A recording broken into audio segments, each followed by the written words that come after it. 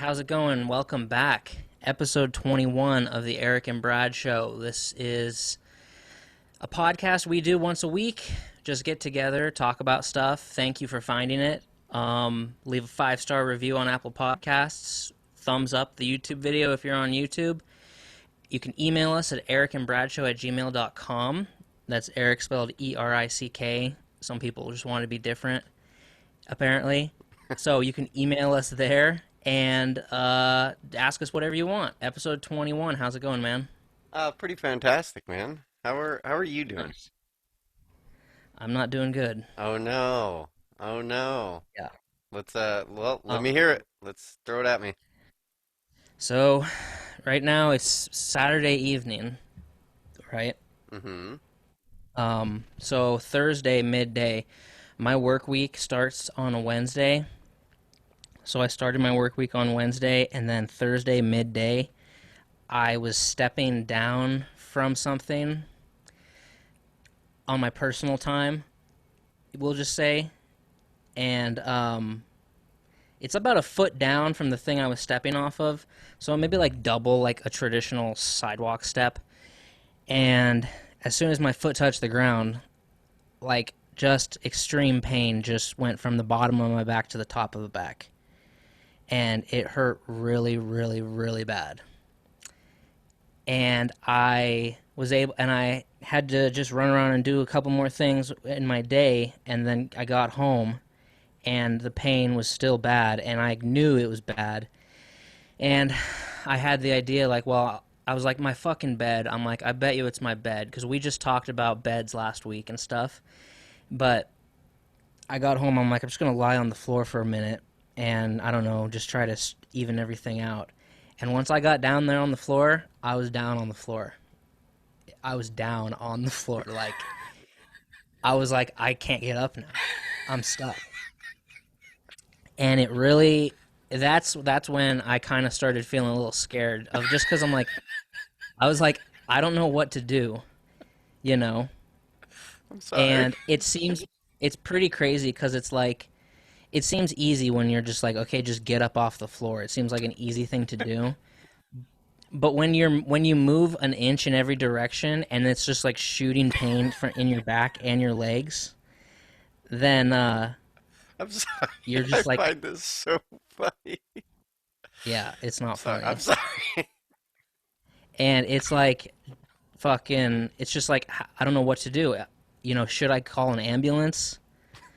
You know, what do I? And so eventually I got up off the floor. It took about 15 minutes, and I'm like, fuck.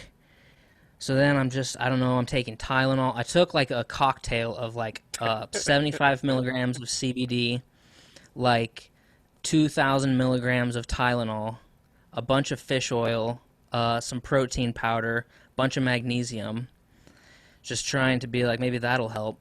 And then I have another mattress. So I have that king size bed that's foam, and then I have another bed also that's queen size bed that's spring. So I'm like, I'm just gonna sleep on that fucking thing tonight. So then I have like an ice pack and a heat pad, and now it's like 7 o'clock, and I'm just hoping that I can, work the next day as well. That's kind of what I'm thinking. I'm like, I gotta just get better to work the next You're day. still speaking But Wednesday night or Thursday night or whatever? Thursday night, yeah. Okay. So I then lay down on the queen size bed, and I'm like, fuck, god damn it. And it's just radiating. Whenever I can't move my legs, I can't move my back. I can basically just move my arms. And I'm like, motherfucker. I'm like, fuck it. I'm just gonna go to the fucking ER. Like, I'm not working tomorrow. I'm just gonna go to the ER. I'm like, I know all they're gonna do is just give me pain stuff, and it's gonna be a shitload of money.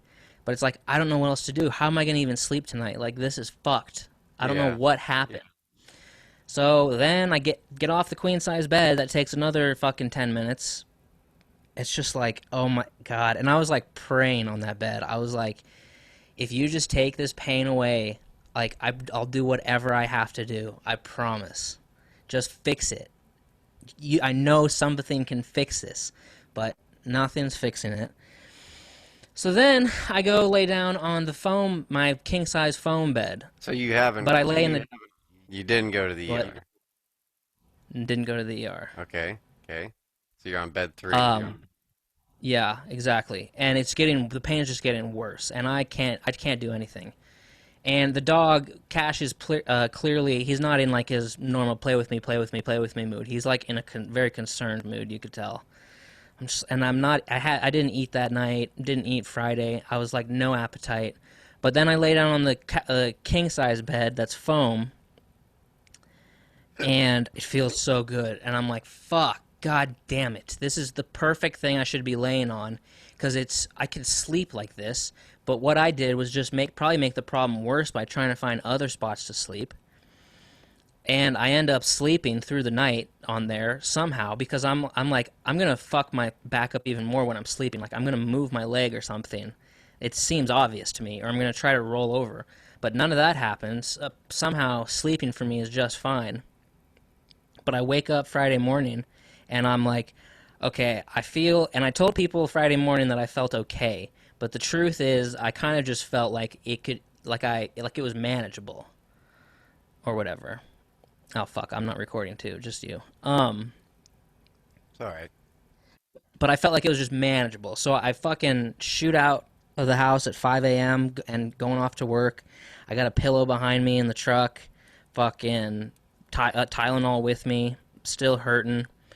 And I get through a couple hours a day, and then clearly it's just like, okay, this is not working. It is so hard to get in and out of the vehicle. You know, Mm-hmm. it's it's like when I get out and I walk around, it's easy to get back in the vehicle. But then once you drive for 10 minutes, now it's like, okay, now it's really hard to get out again. It's like after you've been sitting for 10 minutes, now you just get stuck again.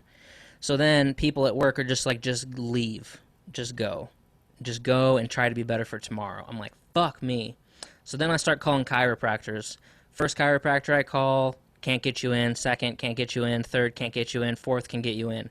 So then I'm off to the chiropractor. This is yesterday. And it's just like, oh my god, it's just so painful. It's fucking so shitty. And the chiropractor's like, he's like, geez, you're moving like you're 90. And I'm like, yeah, dude, I know. And he's like, one of your legs is longer than the other, so your hips have gotten fucked up. And from what you're telling me, it doesn't sound like a disc issue. It sounds like a muscle issue. I'm like, okay. I'm like, well, to be honest with you, I'm kind of scared about you adjusting me, because of if I do the tiniest little twist, then I just have pain everywhere. So I don't know if an adjustment's a good idea. Can you do x-rays or whatever? They're like, we don't do x-rays here. He's like, but trust me, I feel comfortable by what you're telling me. It's not a disc issue. I'm like, all right. So then he cracks both my sides and cracks my back and stuff and gets my hip straightened out, and none of it hurt, but the pain was still there. He's like, you're going to be sore for a few days, but you're not going to have the shooting pains everywhere. I'm like, well, that would be perfect. But then, so then yesterday night, Friday night, I was like, well, I'm just going to lay down for fucking 8 hours and then sleep for 8 hours and just stay horizontal for fucking 16 hours and try to work. But then I woke up this morning and it was just like walking around my house this morning was like trying to keep your back straight and your torso straight, and then just shuffling tiny little steps across the floor. So I'm like, fuck it, I can't work today. And for me, calling into work is probably the hardest thing for me to do. There's that's pretty far at the top of the list of things that it's difficult for me to do. I hate doing it. I Yeah. mean, I'll be puking while I'm working. I don't care. Like I never call in, but I'm like, fuck it. I just have to call in and just have another recovery day, as to just try to not make it even worse. So So where are we at? now, I mean, there's still pain, but I feel like it's slowly getting better. But it was fucked up. It I, was so shitty. It's like 24 hours, 24 after 24 hours in pain, I can't remember what it's like to not be in pain anymore. I just can't. And it's got to be like back, neck, and tooth pain has got to be the worst of everything. tooth pain I've never had back pain, so I don't know. I've never really had that much pain, but tooth pain is a motherfucker. I That hate it. I've gone to the ER for tooth pain because yeah, I'd stayed up all Oh, night long trying to sleep and I couldn't sleep and it was like, well, this is fucking pointless going to the ER. yeah. Yeah, I Um, mean back pain is just scary. And honestly, it's yeah. just scary cuz you just feel like the tiniest little thing. And oh my God, when I was lying there on the queen mattress and everything hurt and I couldn't even move my legs or my back, I felt a sneeze coming. And I was like, "Achoo." And I was like, and my whole life fucking flashed before my eyes. I was like, it was so painful. I mean, and I almost canceled this today, just to let you know. And I apologize to everybody that it's not going to be. I'm working at probably about 35% right now. Well, shit. So I know. You seem good. I mean, you don't seem super pissed. Yeah. I mean, when I got on and I was like, "How you doing?" You're like, "Well, we'll talk about it." I was like, "Well, I mean, this isn't different from every other day to me. You always seem fucking grumpy as shit when we get on." Yeah. I that you know that started, and I found a lot of humor in it, and it's a problem I have with when people are going through misery. I find it really Yeah. funny. If I can just like No, I do too. get a picture in my head, like I was just imagining you laying on the ground, just ah, and it just makes my heart happy imagining that. I'd love to be a little fly on the wall, just watching you struggle. Just fuck No. no, but then That's as it okay though. I do that too. yeah. Do you think we're Yeah. fucked up for doing stuff like that? Do you think it's wrong? Prob- Do you feel morally Probably. wrong sometimes? Like, or do you? I find myself just committing, and I'll argue with people if like they talk shit on it. Be like, no, I'm not fucked up. That's funny. Like that is hilarious. But Yeah. I did see No, some. it's like if my friend like gets out of their car and their phone falls off their lap and cracks on the ground, I'll find that pretty funny. You know. I find the more physical pain is involved, the funnier it is to me. I don't know why. Unless it's like death, then Yeah. that's not fun. But I mean, I don't like. There's this video, and I'm not into animal cruelty at all. But there's a video. I'll try, dude. I'll send you the link because you got to link this in the episodes. There's a video Okay. that I saw on TikTok, dude, and I have watched it 40 times, and I've been showing people it. It's the funniest fucking video ever, and it's just of this black cat that's like up there. I don't know what you call it. He's up high in a room, like, and he's standing there and he's like adjusting, like he's gonna jump. You know what I mean? Doing the whole cat thing, like measuring shit out, and then fucking Hmm. jumps and fucking right into a ceiling fan and busts the fucking ceiling fan. It's the nuttiest thing. I just find I know, but I'm fucked up. I'm fucked up. Yeah. Yeah, you are. Um. Uh. Yeah. So So, kind of segues into mhm. something that happened to me on Monday or Tuesday. So my boss that I've been working with for a while has been on vacation for a week, Mhm. and he comes back to work. And this job I've been on this one bridge, been on two bridges this week.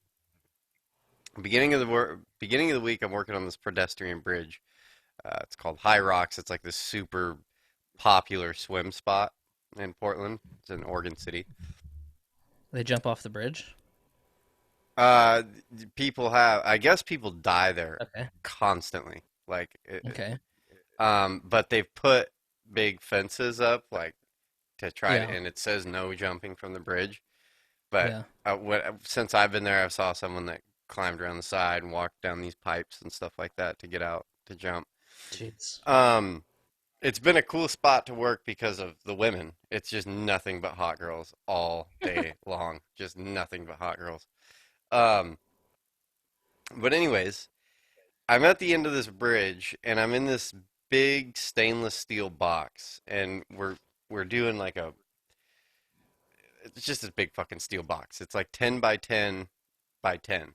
It's just this huge steel box and we're doing a bunch of Mhm. piping and shit inside of it and fucking um we have the box open, like, and there's like a rail you have to jump through. Like, if you're standing outside the box, you can grab these two doors and pull them open, and they're like 3.5 feet off the ground, and then they just go up to the top. So it's like you have to jump over to get into the box. You have to like jump over this handrail type thing. Mm. Um, I'm inside the box, and it's after. Or here, sorry, let me rewind. because there's a beginning part to this.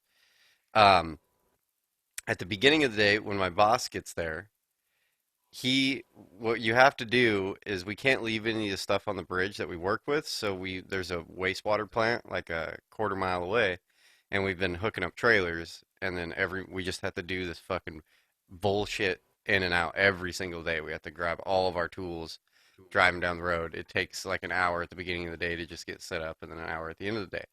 And then so we get there, he shows up, we drive over, I jump in his truck, we drive over to the yard, this wastewater plant where they're just letting us store our tools. And Right. he backs up. He has a big fucking Dodge 3500. He backs up to this fucking it's a company truck. Backs up to this. It's like I don't know what the length is, but it is a good size flatbed trailer. Like, it's Yeah. meant for like hauling cars. You know what I mean? It's a good Yeah. size flatbed trailer. With a 2 5/8 ball. You know what I mean? It's a big Yeah. fucking the big ball. And Yeah. he he backs. I guide him up, back him. I fucking as soon as I get the ball drop down on it, you know what I Yeah. mean? He's like sitting in the car, and then he gets out of the car, and I'm starting to plug the chains, hook the chains up, plug the fucking da da da. Well, fucking everything just starts moving in front of me, and I'm like, what the fuck? But I haven't like, it's a heavy trailer, and I haven't fucking started Yeah. relieving the winch in the front. You know what I mean? So it's still Yeah. compressed on the ground, and fucking, but I got it on the ball, or yeah, I just gotten it on the ball, and so I'm actually that's what I was doing. I was wheeling it up in the moment, but it was still touching the ground, and fucking he gets out of the truck, and then just fucking everything. So he left his fucking truck in gear, left it in fucking drive, and fucking everything just starts driving away. And I'm like, dude, get your fucking truck. And he's like, oh shit, fucking runs at gets to everything's fine. He's heading towards a brand new semi, which I was just like, oh my god, this is gonna be so Holy bad. fuck. He gets it stopped. Everything fine. He got out, dude, and it was funny because he's a construction worker. He's not like one of those guys that went to college and because there's a lot of those in our field that they've actually never done any field work. You know what I mean? And then they become higher ups, but Yeah. they're fucking bitches. Like they don't know how to. Yeah. They wouldn't even know how to like. I mean, I'm sure they know how to hook up a trailer, but you know what I mean? They're not Yeah. like that's not what they're doing. They're not like doing man shit all the time. He's not this way. He's like Right. he was born and raised in carpentry. He's not a fucking fool at all. He gets out of the Okay. truck, dude, and you could tell he's like so embarrassed. You know what I mean? Like fucking, he's just like, and I found it funny. So later that day, I'm in this fucking steel box. This is after lunchtime, and the two guys I'm working, that guy and then an older gentleman are like on the other side of the box, looking into the box, and we're like, I don't know, we're in the middle of doing something, and this fucking guy. We're right next to the DMV. There's like DMVs across the street.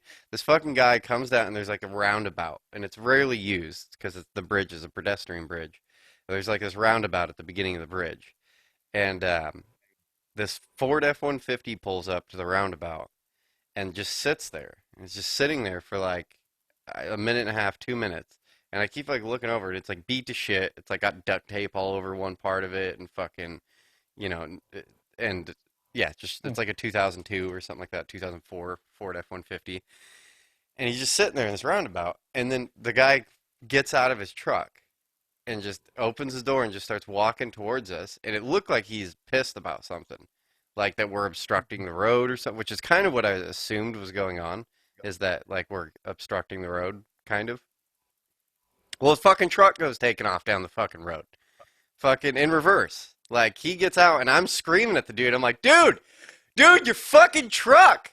Like your fucking truck's and the guy's like not he just keeps walking towards me and he's like, oh, whoa. I'm like, your fucking truck, bro. It's running away from you. And he's fucking and he turns. So let me describe this guy. He's like, I'm assuming 60-year-old guy that looks like he's been smoking cigarettes for the last 40 years.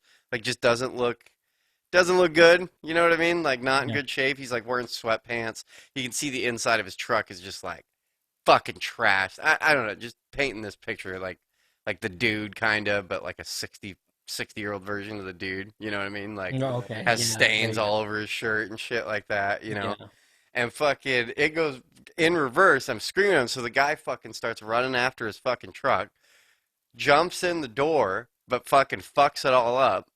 You know what I mean? And fucking falls down, and now his arm is up on the seat, like grabbing onto the seat, and then his other arm's on the fucking door, and the fucking wheel is directly in between his crotch, and he's fucking Uh-huh. going down the fucking street. You know what I mean? And like, dude, we're all just like, Uh, oh fuck, you know, just like, oh my god, oh my god, oh my god, oh my god, and then just mhm. fucking slams into this fucking car. I mean, by the time he hit the car, he was doing about 10 miles or 8 miles an hour. Like he was going pretty good. Like it had gotten into full stride. You know what I mean? And fucking dude, we're what the last fucking 20 feet, 30 feet when he got in that position. We're all like, oh, he's fucking running himself over. Like it's fucking over. He is running himself over. And then when he got Mm. up, dude, his fucking whole arm all the way down is just solid red. Just fucking had gnarly road rash. Fucking What was he doing? we don't know. So we're all standing there, and then but like where his car ended up, it was like kind of heading away from us, and then it slammed Mhm. into this car, and fucking there was like three people right there, and they all fucking come out, and then so we're just like, well, why should we even involve ourselves in this? You know what I mean? The guy Yeah, got up, yeah. he seemed fine, and was like, well, we're Right. working, so they got it handled. You know what I mean? Fucking Jesus it was fucking. Christ. I was like, I didn't know what was going on. I'm just like, what is happening today? How do you see that twice in Yeah. a row? Like, how do you see I that? You never see that shit, and then boom. Yeah, Yeah, that's weird because he must have been sitting there with it in reverse with his foot on the brake, which is yeah, something that nobody does that. yeah, You're either in drive, you're usually in drive. yeah. I mean, I'll That's do it once in a while. Like, not do get out of the car, but sometimes I don't know, stop my truck and like sit in a parking spot, and I'll just have my foot on the brake and like be on my phone. yeah. And then I'll Mm, like, oh shit, I'm fucking in gear. You know what I mean? And I yeah. think his truck was probably working against him. So the first scenario, I believe what was happening is now the truck had all this fucking weight on it now, with the Yeah. trailer on it, that it didn't want to just like go, it like moved pretty Yeah, slow to yeah, get going. But it was yeah. kind of weird with the other guy. Like he had the time to like obviously take his foot off the brake, turn, get out Yeah. of his car. So I'm thinking it's Yeah. just this piece of shit Ford. I don't know. You know what I mean? To where it's like not responsive and idle. You know what I mean? Like doesn't really do anything. I don't know. It was weird to watch. That is fucking weird. I'm glad he didn't run himself over. Yeah. I don't I'm Oh, scared to even laugh, but I tried not to laugh at that. oh, dude. But then it Just started this whole conversation. I didn't even write this down, but I think it's a good conversation. Is because throughout the day, then I'm thinking about it for like the next hour, about how that situation could have played out, and I felt bad a little bit that I didn't like. It was one of those situations like we wouldn't even been able to do anything really. You know what right. I mean? Even if the second I saw it, I fucking bolted. You know what I mean? Right. Instead of screaming at the guy, like You'd get there like what right when it hit the car. yeah, I don't know, but it was weird because all of us like froze. Like it was, you know what? It was one of those situations where it was like I'm yelling at him, and then we just like watch it play out. You know what I mean? We're just like, yeah, just like kind of jaw to the floor, like what the fuck is happening right now? Like it doesn't seem real. You know what I mean? Almost in that Yeah. situation. But then I get to thinking about it, and then I ask the older guy that I've brought up a few times on the show. He's working with me, and I was like, hey, let's say that this situation happens. Like like you're in that situation. But let's say you're a lot Hmm. closer. And like, yeah, let's say this old guy's there. Well, it'd be better for me to be the one to go stop the car. You know what I mean? I'm Hmm. more physically able to Yeah. sprint over, actually make the jump. Because a lot of the reason, I mean, you see that all the time. People trying to get in a reverse car and they just get Yeah. fucked up. You know what I mean? The jump process is hard Yeah. Yeah. because Yeah. you know what I mean? Yeah. Um, I've done that. I've done it before with it going in drive and me taking about one or two steps out and then having to jump back in. And that ain't even easy because you're almost, it's like you're trying to jump and have your foot land on the brake. So you're trying to do like a perfect fucking jump. Yeah, then I was thinking too, I was like, I wonder if it fucks you up when you do that, if you grab onto the steering wheel and then it kind of Yeah. turns the car a little bit too. I don't know, I was playing all these things out in my head, you know what I mean? And I was thinking about that. I was like, I wonder if you go to jump in a car and you grab the steering wheel to pull yourself in and then you fucking move it and the tires turn and then it kind of changes the way that you're like running, you're running, doing the physics in your head about how you need to do it. And then the car suddenly does a little turn on you, you know what I mean? Yeah. Right when you do the jump. I don't know. But anyways, what I was thinking about is let's say I was the one to go run over and do the deal. And I open the door, but I don't do it in time, and the fucking car gets in a wreck. Who do you think's responsible? Like, because now I'm the person in the driver's seat. You know what I Right. mean? Like, Yeah. Yeah. so in that That's fucked. situation, is it worth it to even do it? Because you might end up being liable for, all this damage. Yeah. Isn't that That's weird? Yeah. Yeah. Definitely might be, which is scary. But you just be reacting. You're not thinking about, oh, am I going to be liable? You're just like, I'm going to save I the day. know, but then I was thinking, then I started thinking about all kinds of different situations like that. I was like, Oh, Jesus. then I played out the situation. I was like, what if the car fucking, right when it gets almost about ready to hit the car, it fucking runs the guy over and Yeah. and then hits the car and then the car's stuck on top of this dude. You know what I mean? Yeah. And in my mind, I was like, I mean, the first thought I was like, well, I would think what I would do, but this probably isn't a smart thing to do, is there was a fucking full size, construction forklift right next to us. And I was like, you just take Yeah. that and fucking jam it under the car and just lift the fucking car off. But you're probably gonna Right. fuck something up. You know what I mean? Right. You're probably gonna fuck his truck up by doing that. But to me, it was like, wouldn't that be the best way to get, instead of driving over the guy again, you know what I mean? To get it out, Yeah.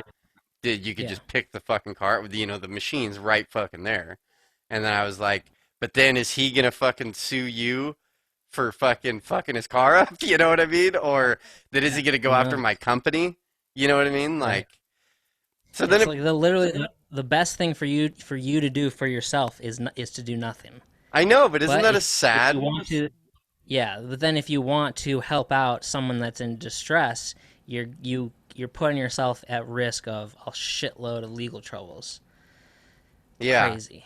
Where do Yeah. you plug yourself into a few of those? What would like would you? I mean, honestly, in those situations, you don't even have time to think about. You know what I mean? Like, you can't Yeah. sit That's like the problem. you can't sit and process these fucking things. But now, Yeah. maybe I will process this if something like this happens. You know what I mean? Because I've sat and thought about it and been like, Right. it's not fucking worth it for me to put myself in the driver's seat and let's say, and then like, what if I fucking jump in the car and then a fucking little kid runs out and the car hits a little kid? You know what I mean? Yeah. Then am I fucking, do I have, do I get manslaughter charges? Yeah. I don't know. You need a good attorney to be like he was trying to help, because then they have those weird bystander laws where if you're just a bystander and you don't do anything, then now you're held liable. The Princess Diana law in so many states.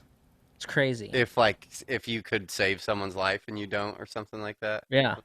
Yep. Then they're gonna go after you for just standing there and freezing. It's craziness. It's Because it's like weird. Princess Diana. All those paparazzi were just taking pictures of her while she was dying, and they weren't calling 911. So then there's this whole bystander law thing. That's everywhere.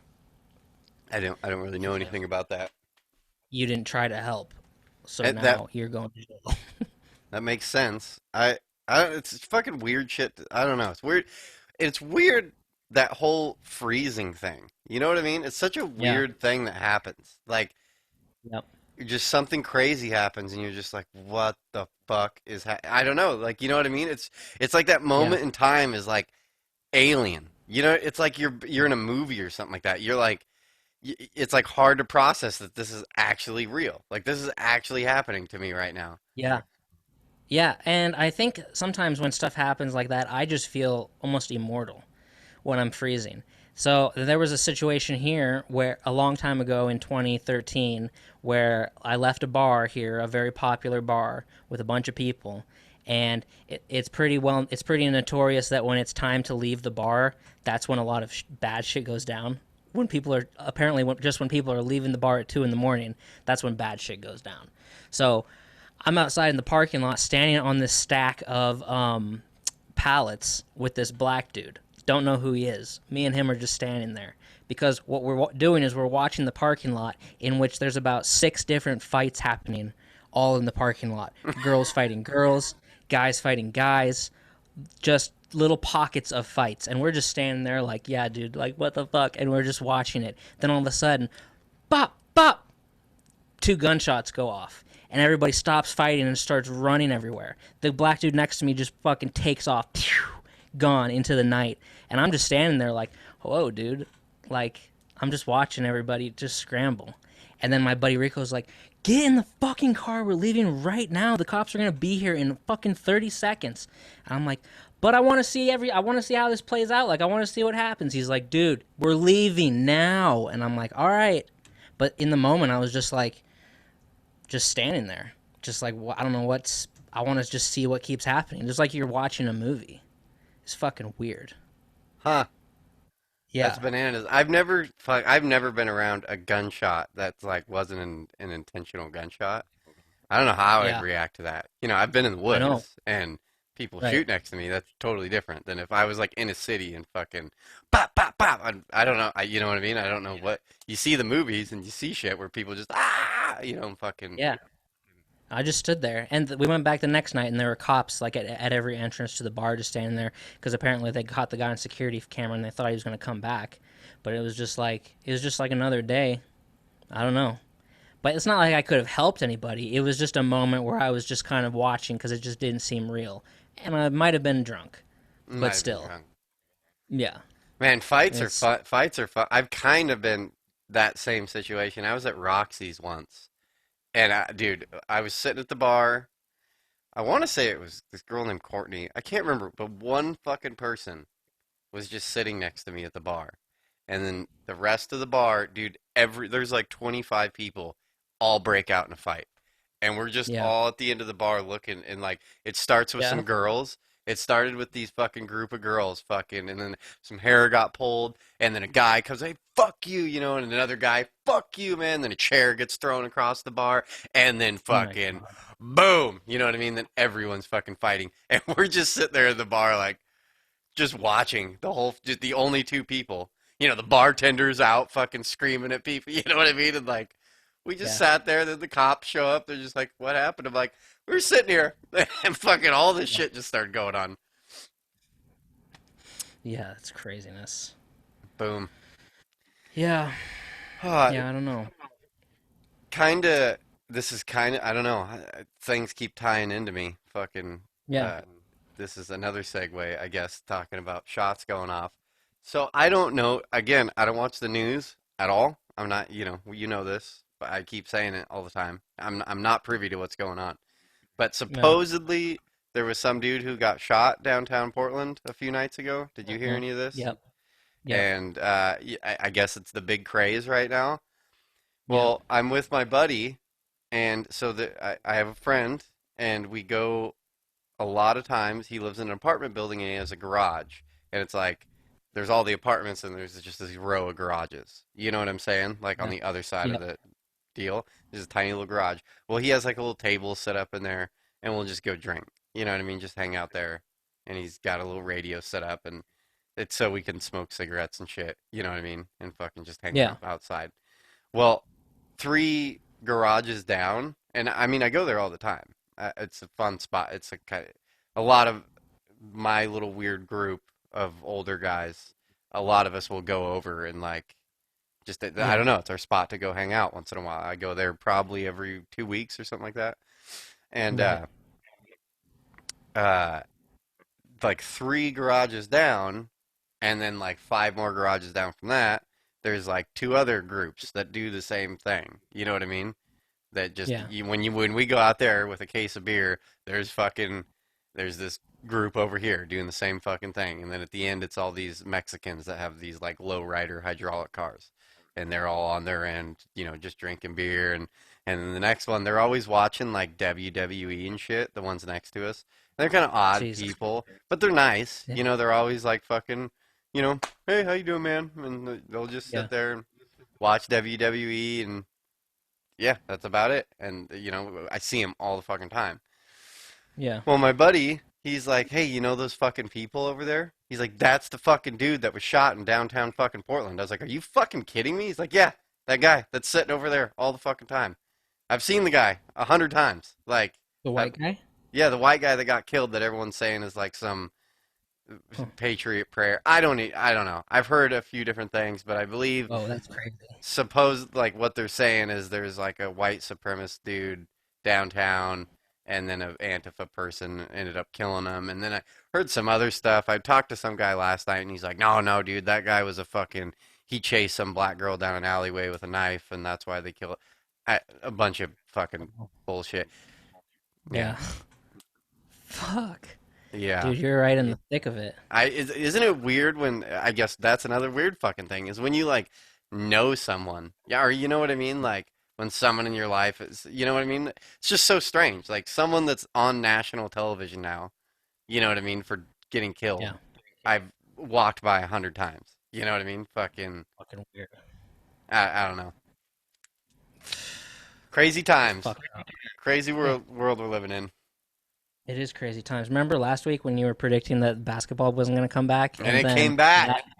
that night, like 3 hours after we did the show, I got an alert on my phone that the Blazers and the Lakers were playing. I was like, "Oh fuck me." Oh well, you win some, you lose some. No, I know. I just had to bring it up. We just need some sort of continuity, like between episodes. I had to bring it up. Yeah. Um, you gotta think of some promo. Promo. Yeah, promo What do you mean? and ideas and segments that we can have. I have an idea that I'm Because I'm kind of. not very good at that. I'm not very good at that part. I think I don't. You don't want to really get into where it's just the same thing. You want to keep like evolving. But I'm not very good at that. Yeah, So I'm I've been, telling you. okay, I do have an idea. I think Okay. we should do, and I don't know. I had a few ideas. I'm forgetting one of them, but my second idea was, like we could go back and find some information throughout the show or something. Like kind of Okay. like how like we've had two people come on that like give us stats about the show or whatever, or like question how many times did you do this or whatever. Like what if we Yeah. reverse that on a show and we ask a question about the show or something, some piece of information we've given out at some course throughout the show, and Okay. fucking like give an incentive to be the first person to like email about it or something, like, or Okay. something like That's a that. good idea. I was like, what if we do like I'll throw in $20 or whatever to whatever, like either to that person or we'll give it to a fucking charity or something. You know what I mean? And then Yeah. we just say, hey, No. this is the prize, and then Nice. fucking first person to fucking do it or something like, I don't know. You know what I mean? Like, Yeah. Yeah. Yeah. No, that's good idea. That's good stuff. I sort of had I have another idea that I've been bouncing around. That's like, and maybe it's a ways away. But I always wanted to do like a watch movies with Brad podcast where I can release like a bonus episode of the Eric and Brad show where it's just me watching a movie and talking about the movie, and I can tell people when to like, okay, ready, we're gonna start it, ready, set, go, start it, and then you can kind of have the movie audio in the background, and then you're just kind of watching a movie with me, and I'm just like telling you, talking about it or whatever, like maybe some of my favorite movies. But that might be an idea for like, I don't know, when we get to a point where I don't know if we had like a Patreon or something, like if you donate $1 a month, then you get access to that, and then you do something else like music with Eric or something. That's just kind of an I idea, like but it. that might be like far down the road kind of thing. I like Who it. knows? I mean, this is just show talk, but whatever. I mean, maybe people want to Yeah. hear this shit, but I was kind of thinking too with YouTube stuff. Do you think we should be doing we upload the whole episode, and that's what we've done, and we've only done a few clips of things that Yeah, I think stand yeah. out. But should we also each episode do just the guest segment? You know what I mean? As its own Maybe, standalone thing. You know what maybe. I mean? And then that would give incentive for those people to like push that themselves. You know what I mean? Yeah, yeah. So yes, that's a good point. And so I really liked our guest last week, and I like our guest this week, and I'm really excited for our guest next week. So it's kind of cool. We hit the Lawrence Purrier and the Brendan Kumarasamy, and then we got back into just our friends group. But now we're doing three in a row of the professionals, which I think is pretty sweet. I'm looking forward to next week big time. And I really liked the guy last week. That was actually pretty fucking cool. I had a lot of people message me about it. But the problem, I think, some of these guests aren't fucking sharing the episode. Lawrence did when he was on, but the other ones aren't. And I think a part of it might be because they're only in 20 minutes of it. So that might help with that. Yeah. Yeah. Because I don't know. I don't know why they're not doing it. But that's my only problem with them. Other than that, I mean, they've all been fantastic. So I Um, think we'll start doing that. yeah. Yeah. Okay. Well, you think the full episode with the guest and then just the guest? Not That's chop what the guest that's out. what I would like do two clips, Yeah, upload to YouTube. yeah, One of the full episode with everything in it. And then then yeah, another one that's just the guest. with just the guest. Yeah. Yeah, and it wouldn't be on that we wouldn't do that for the audio, Yeah, it wouldn't be just on the a YouTube. podcast thing. No, it would just be a YouTube deal. Yeah, no, that's a good idea. See, that's good ideas that we need. So also our listener Jay has been stealing people's phones and hitting 5-star ratings for us, which is pretty cool. Boom! That's a He bad said he's up motherfucker to right four. there. He said he's up to four right now, and that he thinks he can get between like 10 and 15. There's only one that's popped up so far, so now we're at 10 5-star ratings. They always take like a few days or a week. Like I think some people's reviews took like a week to show, so that's okay. But that's good shit too. That's promo because that helps move you up in any kind of Apple Podcasts stuff. So that was good. Yeah. Why do they call it After Dark in the middle of the night? Shouldn't it be called After Light? What's up with that? Why do they call it After Dark? This is just When it gets dark outside, then yeah. They it's like call it After Dark. yeah. I get Yeah. where you're going with this, but it kind of bugs me. Um. So you know what's also crazy? Some kid that's 21 right now that was born in 1999, some little fucker out there that's 21 walking around this planet is gonna someday be announced as the last person alive that was born in the 1900s. And they're alive right now and they're like 20, 21. 21, 22, I guess. I don't know. That's pretty crazy. 80 years Yeah. from now, it's going to be like that person was the last person born in the 1900s, and that person's out there somewhere right now. They just don't know who they are. I mean, it could be That's you if everyone, no. if Corona maybe. I'm done. I'm done for, dude. I this week I'd rather I'm have fucking just done died. for. Yeah, I'm toast. I hope I can make it to the guest next week. I hope I live to see that day. So, uh, can I tell you about my week? I mean, we started out with your week, and I'm Yeah, sorry. I'm sorry that happened. But I want to bitch it's a little okay. bit. Fucking I felt bad. I didn't do very much prep for the show, but I just got my ass kicked this week, bud. Fucking after that Uh, day on that bridge, they fucking told me I had to go to this other bridge. And it's just been a shit show. It's been a absolute shit show, and I've pretty much worked. The first day I did a 13-hour day, and then the next day got there at 6:30, and then left at nine at night, oh, and then the next night, yeah, fuck. it was a 13-hour night, a 14-hour night, and then a 13-hour night. and it was like pouring concrete. The last day was pouring concrete. It's hot as fuck. It was miserable. Ugh. The 9 o'clock night was real bad because it was.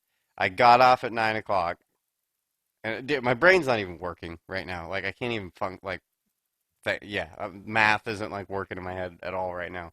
Yeah, But I got I hear off. you. I got off at 9 o'clock, and then I had to be at work at 4 in the morning. So I got off work, came home, and dude, I can't just go to sleep when I get off work. I know. I'm not that Yeah. person. So I start chugging beer because I'm like, this is gonna help me go to sleep fast if I can get like 3 beers in me. You know what I mean? And then just pass the fuck out. Beer helps me, Yeah. sedate, a little sedative. Well, that really didn't work at all. It just kind of woke me up even more. You know what I mean? And then I'm just drunk. And I fucking probably drank 6 beers and fucking didn't get to bed till midnight and then had to wake up at 3:15 or something like that to make it there by 4.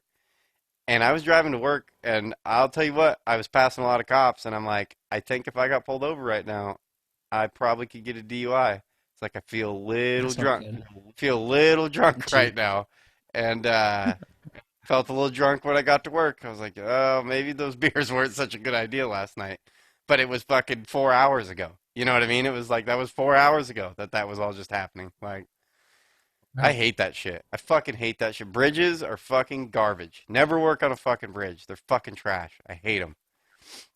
Yeah, I hear you. Fuck that. Yeah, fuck that. Um, yeah, we're both dying. Um, dude, that Miley Cyrus on Joe Rogan was good. Oh, And I haven't checked it out. I listened to the first one. Um, who is his first guest? Duncan Trussell. Duncan Trussell. Listen to that, the 5.5 hour one or whatever. Did you listen to that Yeah. whole one? No. It was Bananas. But okay, go ahead. Go ahead with Yeah, I Miley bet. Cyrus. Yeah, you know what I was think. You know what I was thinking the whole time that Miley Cyrus was talking. I'm just like, God, I hate Taylor Swift so much. Just like, oh, that's all I could think about. And just listening to her talk was just giving me all these reasons that I hated Taylor Swift even more. Why? I'm sorry, America. Why? I'm sorry. Your corporate bland vanilla mass appeal bullshit doesn't make it to me. I'm fucking sorry. I'm just she's too safe. I hate her. She is too safe. Why is that Miley, relative to I need Miley? Just because they're in the same kind of genre a I little don't bit? know. They're just I young guess girls. I'm just like yeah, yeah, just female pop stars is all. Just cuz I have my list of like there's like 7 female pop stars that I like better than Taylor Swift. Rihanna, Billie Eilish, Demi I cannot Lovato, stand Billie Halsey, Eilish. Lana Del Rey, Miley, Lana Del and Rey, then I'll throw another one, dude. That new fucking Sublime song. If I hear it one more fucking time, I'm gonna shoot a baby in the face. It's her, right? That's Lana Del Rey, Oh isn't it? yeah. Dude, it's Yeah, yeah, yeah, garbage. yeah. It's fucking horseshit. No, it's Why did you do that no, it's song? not. It is absolute dog shit. Why not? I hate I it. don't think It's so. fingernails on a chalkboard to me. Like you've Dude, ruined an incredibly good song. I was like, I never understood why. I was like, okay, this Lana Del Rey person. I'm like, I get that her fan base is crazy, but I just don't get what's really going on. So then that night, I sat there up late in the middle of the night, scrolling through her Reddit page because I was like, let me hear it from the fans. I don't want to hear it from some music critic or something or some podcaster. Let me hear it from the fans. And I had her music videos. I was going through her music videos and I was reading what the fans were saying about Lana Del Rey. After a while of doing that, maybe like 10 music videos, I was like, I get it. I get it. It clicked. I was like, What do you get? perfect. I love it. You I just just get get that it. she's fucking You incredible. just She's get it. incredible. Okay. She's incredible. So I was like, boom, I got it. It just took some time to just try to break through, and then I got it. Yeah, I don't But like those that that I song. listed, far better than And then fucking. Billie Eilish or whatever, Hey, that she just irritates me. She's another one of those that's like just the fucking it's tough. I she that one her big famous song is super catchy. I get it. I'm the Yeah. bad guy. It is extremely Yeah. catchy. But the rest of it, Yeah. it's the same shit. It's like Adele or Mumford and Sons. Maybe not so much Yeah. Adele, but it's just the same thing through a different filter every fucking time. I can't stand when Yeah. people It do is. that. And it's like, it's why Lord died out. You know what I mean? Because it's like, after fucking five hit songs, it's like, okay, this is what she does. You know what I mean? And this is Yep. what she's always gonna do. It's Mumford and Sons. Fucking same song over and over and over again, just kind of rearranged a little bit. Yeah. You know what I mean? Yeah. Fucking Billie Yeah. Eilish is the same fucking person. It's the Yeah. same shit. It's true because I had like four artists that ended at Billie Eilish, and I was like, this is the same tree. And Lord was the right before her. I forget who the other two were, but it's the same branch. You know what I mean? That Lord and her hit. But I was like, yes, I get that it's just like a copy of a copy of a copy, but then I can still see through and see that there is still talent there. Oh, she's You know? talented. I She don't know. Do you definitely is talented. good stuff? She can sing. I just don't. I get irritated sometimes when people are like out of control famous. You know what I mean? It's just like, you know what I mean? Yeah. It's like, okay, I'm not gonna get on board with this fucking crazy fame for someone that they're gonna I'll get die on out. board. She's gonna die in 5 years. She's gonna be Lord. You know what Oh I yeah. mean? Like, just Yeah. not that fucking. This is her time. Miley won't And I die out. hate that fucking haircut. That fucking hair is the most unattractive thing on the planet. And now you see Yeah. people doing that, like legitimately Yeah. rocking that fucking grown out root thing. I Yeah. hate it. It's Yeah. I don't disgusting think to it's me. supposed to be attractive. I don't think it's supposed to be Well, attractive. I know she's like You playing know? this It's counter, alternative. yeah, woman thing. And I mean, more power to you. I just don't like looking at it. But see, like a Miley won't die out because a Miley can reinvent herself over and over again. Miley's bad. It's I weird. hated her until I like she does this YouTube series called fuck, I can't Happy Hippie Backyard. It's something like that. It's like Happy Hippie Backyard Sessions or something like that. Something like Okay. that. And it's Never fucking seen it. it's fucking cool, man. She just has like these yard jam parties that are like not for a Yeah. crowd. They're all really well Oh yeah, done yeah, yeah, and fucking they yeah, all have cameras set up on them. But it's always like unique. Like how I yeah, found it is she did one with, one of my favorite bands is Against Me. And so it was Laura Jane Grace and the drummer for that band, which I can't remember his name. And they just go in. It's just those two. It's not the whole band. It's not this pre-done thing. You know what I mean? They like hash this like new song out, or at least like yeah, revamp the song in a different way, and then do it together. yeah, And then she sings it with Laura Jane Grace, and it was fucking phenomenal. And then I went down a path yeah, there a little bit and was like checking that out, and I was like, this girl's fucking awesome. You know what I mean? Like she just yeah, like genuinely, obviously loves music. After I watched a few of those yeah, series, I was like, this girl loves music. Like, you know what I mean? She's yeah. like changing See, genres my and yeah, see, my thing in those seven that I named, and I forgot Gaga, so now there's a list of eight. Is I just need some sort of an edge. Taylor Swift is just so safe that my problem is I just want her to make a real song, a real one, not a song that's meant to be played in Walmart. Now there's songs that are played in Walmart that weren't meant to be, like an Oasis, like or something like I don't know. They pick songs that weren't made to be played in a department store. But I think Taylor Swift doesn't make the honest music. She makes the music that's supposed to be safe and corporate. She's like Journey. You know what I mean? I'm yeah, just saying make an actual yeah. be honest. Just be honest for once. You're not being honest. Look what you made me do. Look what now we got bad Okay, blood. It's okay. like, We need okay, you need just Brad. say Brad, wheel it back a little bit. We get it. just You're worked up. You're worked up about it. I know I'm just You're right. I'm just trying to make sure my point I get is it. clear. We got a guest waiting for Give us. me an edge. Oh, okay. Sorry. No, you're good. You're good. Okay, guys, we'll be BRB. All right, we are back with our guest for the week. He's a global adventurer, an author, an entrepreneur, and keynote speaker, John Beede. How's it Good, going? Brett. Thanks for having me on. I'm excited to be here with you. Yeah, where are you at right I'm now? in Henderson, Um, Nevada. If you're talking like specifically, I'm in my little okay, sound booth. right. Is that near Yeah, Vegas? exactly. It's just a suburb of Vegas.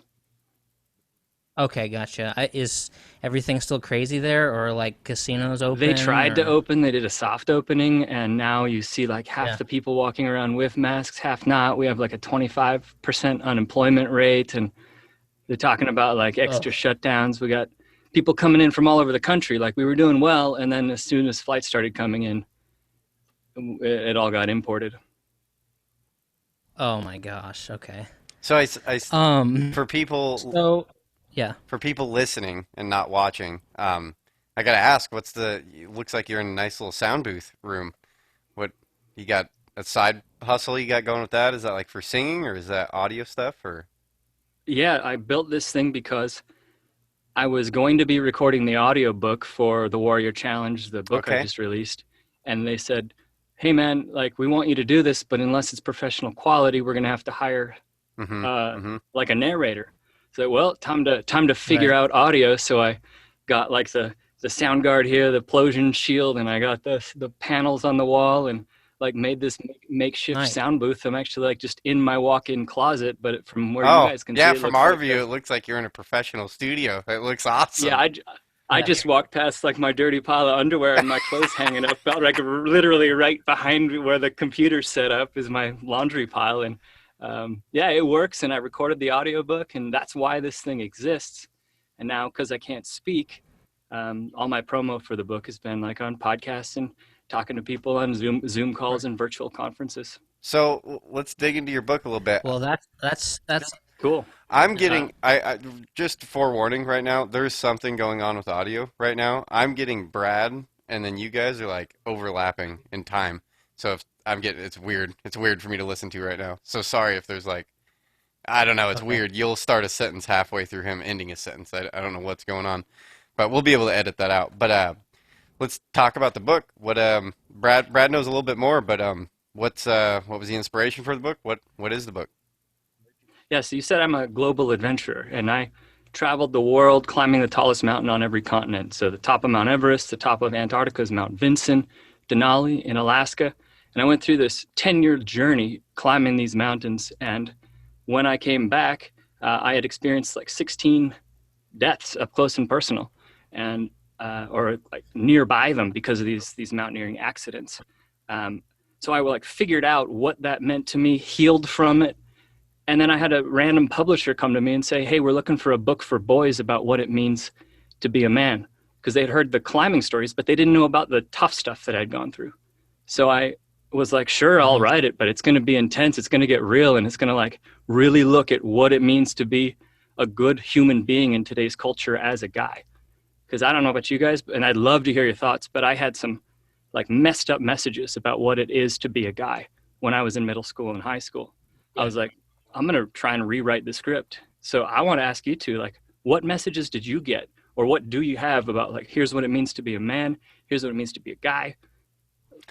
Are you open to going there? Yeah, absolutely. I feel like I was extremely lucky. I started out, my parents got divorced when I was 10, and that did leave like a real weird thing. You know, dad kind of left the picture, but within about 3 years, my stepfather came into the picture and just like the best of the best guy you could ever ask for. And, was like very attentive and, always, perfect, little childhood. And, but I do, so everything good for me as far as having a good man figure, and then also I have an uncle that I've always looked up to, and he was a big part of my life. And he's a motorcycle racer, and he's traveled the world doing motorcycle racing, and he's a man's man. He's like 75, just always out cut.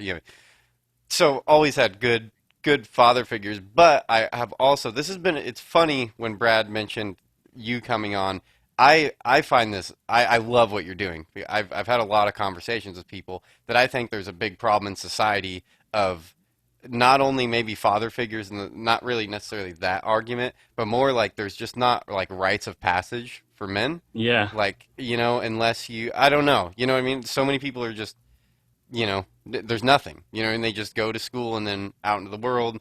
There's no, yeah, there's nothing there where That's what climbing those mountains was for me. There yeah, was nothing there. There was no path. So in hindsight, now I know, like I wanted to climb these mountains because I wanted to fill in that gap that wasn't there. Like you, I had a great father figure. Society gave me these messages of like, be tough, grit through the pain at all costs, be a strong guy, like don't admit to Yeah. emotions. So Brad, I want to hear your thoughts too, but Eric, just for like confirmation of what you're saying, there was no rite of passage. So in this book, rather than saying like, hey kids, go climb every mountain in the world, which is not only like super expensive, but not a lot of people can actually do that hmm or will do that or even want to do that. I was like, why don't I lay out a path of what I think everybody can relate to and make this rite of passage in the form of a book, 8 quests. And that's why the book exists. All right, Brad, let's hear it. What did you get? Yeah. Yeah, well, similar to Eric, my parents divorced when I was 11. But and then dad was kind of out of the picture. And I don't think I had a lot of good examples. I kind of just attached myself to, the easiest examples that Mm. were around me at the time and just tried to learn from that, but I think I'm still figuring it out a lot and still just trying to navigate the waters. So I don't know. I mean, I think I'm doing okay so far. But after 11, when parents got divorced, it was me and my brother and my single mom. After that, and it was just us then. So then it was just like, oh, I got to pick up a lot of the slack around this place Oh, now interesting. Like there was a call to because action, like I need to step 'cause- up now. Yeah, yeah, yeah, yeah. yeah, because she needs help and stuff like that. So I don't know. And I just attach myself to a lot of examples of, maybe that's how I should act as I'm turning into an adult. And a lot of them were bad, but some of them were good. And some of them, pulled me aside every now and again to talk about consequences of your actions and stuff like that. And, learning lessons from mistakes and some of that. So there was a lot of good and a lot of bad. But I think for the most part, I'm still trying to navigate what the hell I'm supposed to be I doing. think if you think you've ever figured it out fully, then you got something wrong. Like we're all Right. trying to figure it out as we go, that's for sure. Right, right, right.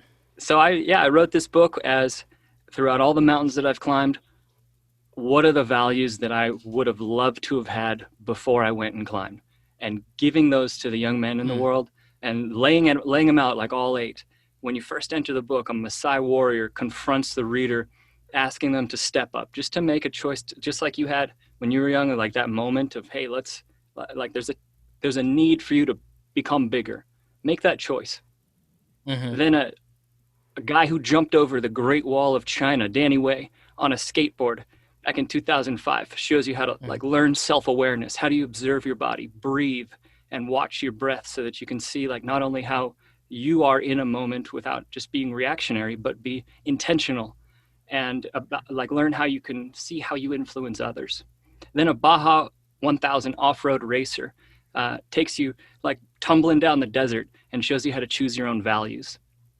Challenge 4, a guy who wow. escaped from a communist country. This is my friend Wally Sturbu. He took seal blubber, smeared it all over his body in March, using that as a makeshift wetsuit. Swims across the icy Mm-hmm, Danube River, gets to Yugoslavia, hitchhikes across Slavia as he's at the border of Yugoslavia and Austria, gets caught. They send dogs on him, cuff him to like knock him out, cuff him to the inside of the tank, put him in jail. He's in jail for a year. He does the exact same thing again. Swims across the river, hitchhikes, finally makes it into Austria, starts applying for asylum, finally becomes admitted into the United States, becomes a Chicago City firefighter. And that in that lesson, I teach how to set boundaries. Like, how do you choose what standards you will and will not accept for yourself and for your life?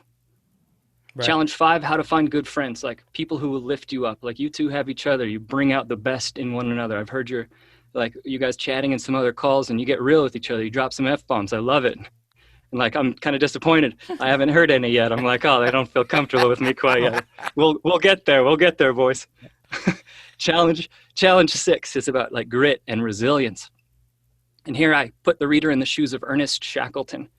He's an Antarctic explorer who lived for 2 years and saved every one of his crew members from their sunken ship in Antarctica, like rowing hundreds of miles across the ocean, finding rescue. Challenge 7, an NFL player, shows how to stop toxic relationships and recognize them. And then finally in Challenge 8, a pirate from the Civil War who escaped from Charleston, South Carolina, earning his freedom, teaches equality and how to choose your battleground in life. So those are the 8 quests. What do you want to talk about? Like, So is this like what age group do you think that is the demographic for this book? That's one question, and the other one is just like, is this sort of a good book to buy for like your nephew or your son or something like that, or are you expecting those kind of younger kids to just find it themselves, or I don't, you know what I'm? Does that kind of make Totally. sense? So first part of the question, like, who is it for? The age group Yeah, technically is 8 to 12. I think it's for a kid as soon as he's hit yeah, puberty. So I wrote it for like, as soon as a guy starts making those physical changes in his body, he needs to learn what to do yeah, with that new energy. That's like when rite of passages back in the day started, is okay, this kid's like becoming of age. Let's send him through this trial. Let's send him into the Aboriginal desert of Australia. Or just the desert of Australia in the Aboriginal tribes there, or like jumping from vines in trees in Vanuatu, or hunting a lion, or running across castrated bulls. Like, these are all real, or like rites of passages that happened when a kid hit puberty. right, So the second part of the question, how should a kid read this book? Kid's not going to, let's be honest, like, a kid's not going to find this book on his own, like searching on Amazon and pull out his credit card. So this is designed as like a right, guide for an adult, uncle, grandparent, parent, teacher, to yep, be the warrior guide, talking through these lessons and how they apply to their own society. So it's for sure for any adult gotcha, who has a young man in their life to okay. grab this book and like So gift it. for both sides, both, parents and a son. Yeah, absolutely. That's awesome, man. Hmm, I think that's very noble. And again, it's funny. I've had this conversation about the no rites of passage. I mean, it's like it's something I'd say only 10-20% of men get. Through either their parents put them in some kind of like survival training or something like that, or something like that. It seems like They like get their Eagle Scout merit badge, yeah, or they like join the yeah. military, or they go climbing mountains like Mm-hmm. me. Yeah. Mm-hmm. Um, what got you into like the mountains exactly? That was just one day you're just like, I'm gonna go climb mountains. I was in Boy Scouts, and Okay. my dad forced me to go to this scout camp. I was kicking, screaming, did not want to go, and he's like, "I need some time alone with my wife, and like just get the kids out, send them to scout camp." And I went, and I was thrown right into this like outdoor adventure section of the camp. So we did rappelling, climbing, whitewater, and snow hiking, which is like beginner mountaineering basically. That's what got me psyched.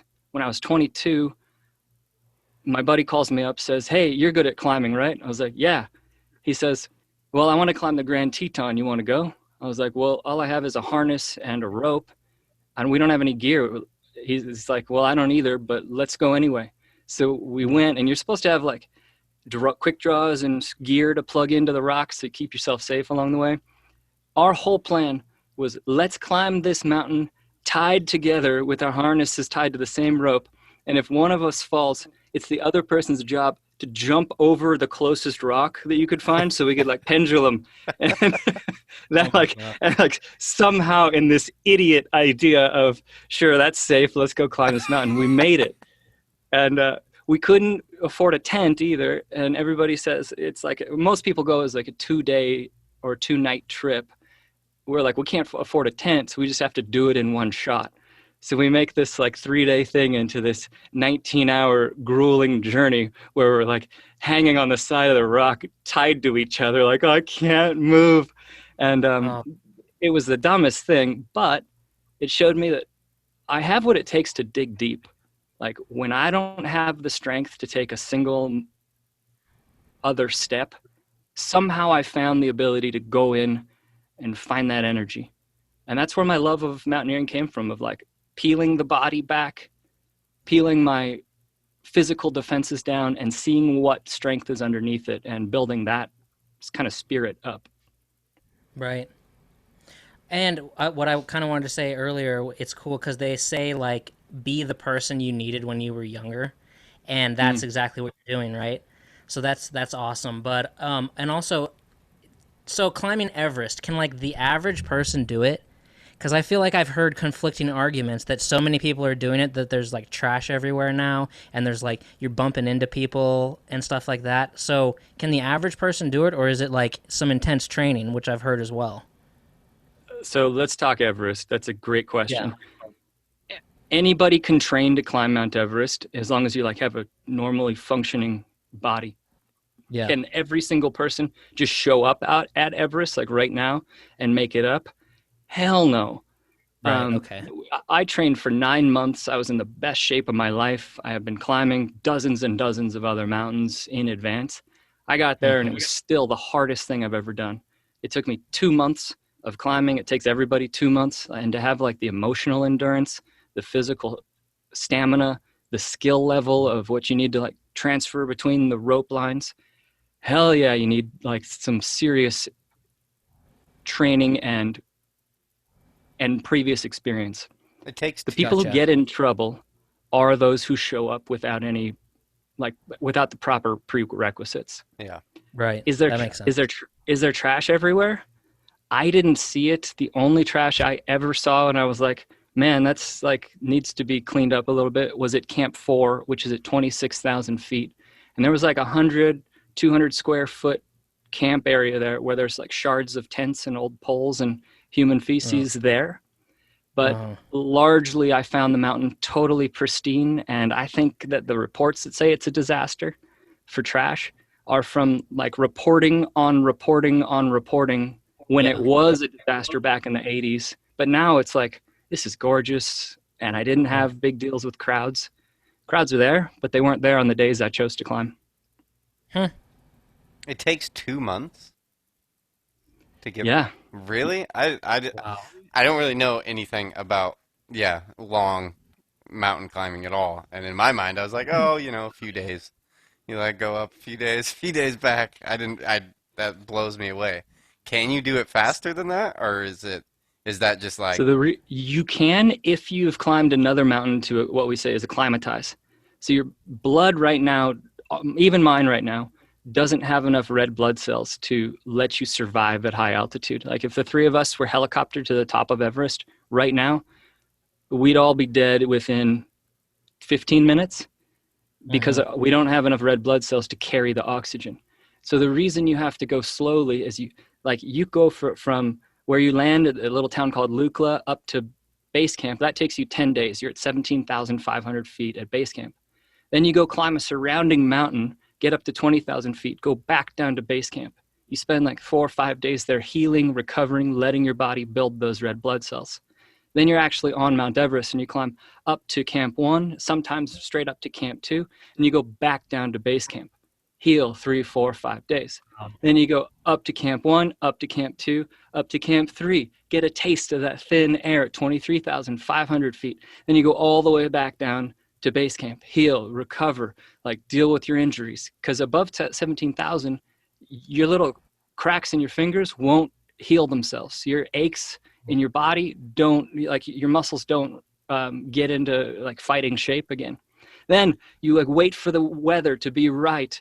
Because what it is like you can only climb in a 1 or 2 week window every single year because the jet stream is straight on the side of Mount Everest, hitting it at 180 miles an hour all year.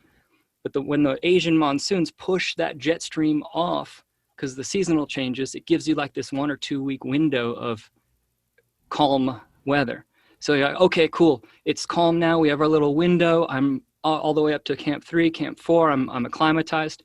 Then you have your little short window where you can push up to the summit, get back down, and then it takes 10 days or really 5 days to get back out.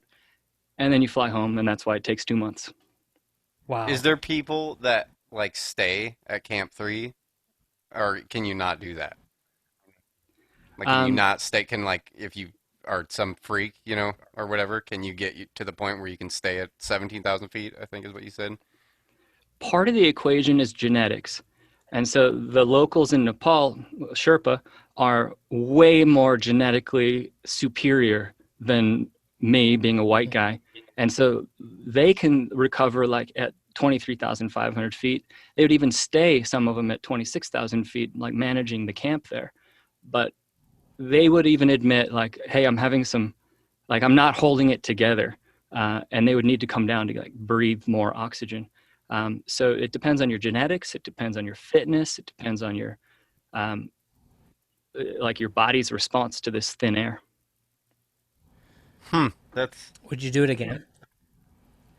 I would definitely be interested in climbing the north side of the mountain. I went up the south Okay. side. I don't. I don't think because of the lethality of it and having kind of just seen it and know what it's about, I would spend that time energy training on a different viewpoint. Gotcha. But I kind of want to have kids and I kind of want to like have a serious relationship, and that doesn't yeah. like gel well with it. So I'm Right. more inclined to focus on other adventures at the moment. And you said you climbed in Antarctica, correct? Yeah, that was the last of the seven summits, and just getting there was crazy. We take off from the southern tip of South America, put us in this. It's called an Ilyushin aircraft. There's only two of them in the world that can go this distance and carry the amount of weight that it was carrying. I mean, they carry like snow cats in the airplane, and then when you land, the snow cat like drives out of the back of the airplane with you deplaning. Um, and we take another plane from there. It's only got skis on the bottom of it. Take off from the snowfield, land at this base camp. The pilot is coming in uphill. He like aims the airplane uphill, lands on this slope, comes to a hockey stop. We dump all the gear out. He turns around, goes back down that slope, and then he's just gone, disappears, and you're left with 1,000 miles to civilization in any direction. You don't know when he's going to come back. It could be 2 weeks, or if there's a storm, it could be 6 weeks, and you're just there on your own with like 10 days, 16 days of food. And you know that if something goes bad and you need to stay there longer, that it's the ethic that all the other teams before you have buried their extra food in the snow and ice. So there's these little wands everywhere. And if you run out of food and you just go over to one of those wands, you start digging up the snow, you could find like a 20-year-old cache of food from some other expedition that Huh. just left it there for as like, here Crazy. you go, here you guys go. That's crazy. So does that not have? Because I had a lot of friends, and now I'm probably never going to do it, but I've had a few friends that have done the Antarctica. Obviously not going there to climb, but they go to Antarctica to go work at the McMurdo station. You know what I mean? Did Cool. Yeah. did, Yeah. did you go to McMurdo?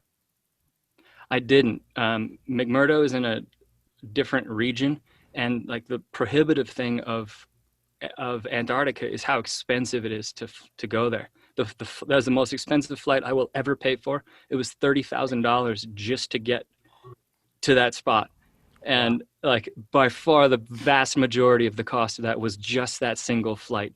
I mean, I'm sitting in the airplane, like with each minute that goes by, I'm like, how much did that minute cost me?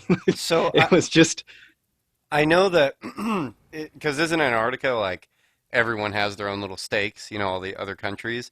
When you go to climb there, are you like in a specific country's territory, or is that just all shared by all countries, or is it just like a Yeah. So it's kind of divided up like a pie because Antarctica is mostly a circle, and then the little pie wedges are what each country has kind of claimed or have been divvied up. mm-hmm. And so that I think was in Chile's um, Okay. stake.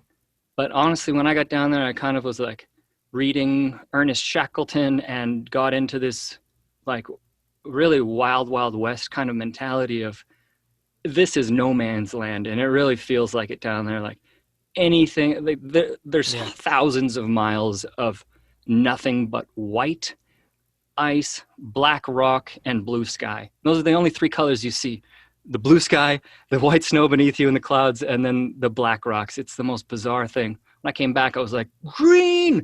That's incredible. There's green. That's man, that's super cool. That's crazy. I don't think I have that would. Were you scared? Like getting At dropped off first, in the there's middle of this, nowhere? I feel like I'd kind of freak out a little bit. Like, there was definitely a little panic moment of like, what the hell are we doing? And then the stillness sets in. You don't have a cell phone, so you don't have any. I had my phone, but it doesn't have signal. So I was just like taking photos with it. You don't have any sense of time because the sun doesn't set. It just hmm moves around you in a circle straight above 24 hours a day. Like it might dip behind a mountain and then the temperature changes 30 degrees because you're in the shade. And hmm then it goes, and so that's like from -10 to like -30 or 40, it would drop down to. And it's like, that's the shade, the awesome. And then, um, but you get in this like sense of time doesn't mean anything. It's the weirdest thing. Like you kind of transcend human schedule and just go into whatever the heck you guys want to do. Sometimes we would leave at 2 p.m. Sometimes we would leave at 10 a.m. Sometimes we get back at 11 p.m. And you'd never do that on a normal mountain. But because the sun is just always up, we just went when we felt like it. Yeah. It did. Hmm. What's is the elevation crazy there? Did you have to do the same thing to where you had to go up and come down and go up and come down, or? We did, but not to the same degree. I didn't know this, but Antarctica is the tallest overall continent. It's also a desert. It's just dry through and through. But because it gets like an inch of precipitation every year in the form of snow, that has built up over the thousands of years to be an average of 5,000 feet above sea level. So you're a mile high to start, and then we went up to 16,000 and change is the altitude of the summit. So it's still below even Everest Base Camp, but it's an epic adventure just being there and with nothing around other than your own competence to get you to the top. So is even the mountain gaining elevation every year? That's a good question. I actually don't know if that's one that's like being whittled away by the elements or if it's still rising. I don't know the answer to that. Hmm. Uh, Hell yeah, that's awesome. Nice. Thanks, guys. Yeah. Brad, you got anything? No. I mean, no. I mean, I love what I'm hearing though. I love the book, the idea of the book. Um, yeah. Do you want to send anybody anywhere to where they can find it? Any destinations? Yeah, of course. So if anybody listening is jazzed on this, knows a young man who would be into stories like this and take some of these values, if you want to be a warrior guide to young men, then I'll give you a free signed insert. And all you have to do is go to www.warriorchallengebook.com. It's also on Amazon. And if you just search for The Warrior Challenge, 8 quests for boys to grow up with kindness, courage, and grit. You're looking for the bright red cover. But free sample and of both the audiobook, ebook, and the signed insert are at warriorchallengebook.com.